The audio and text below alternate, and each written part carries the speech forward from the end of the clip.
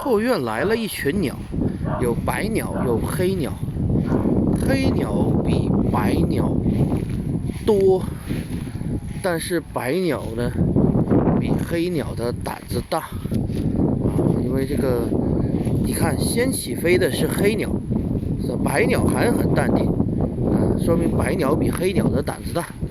哎，怎么有2只白鸟跟着一群黑鸟跑了？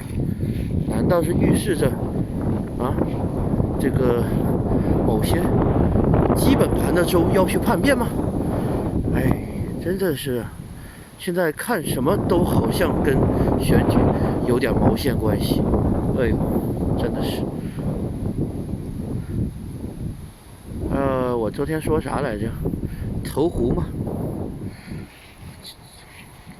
我的天呐，我倒是想当钱谦益，但是奈何身边没有柳如是啊。这水挺凉的。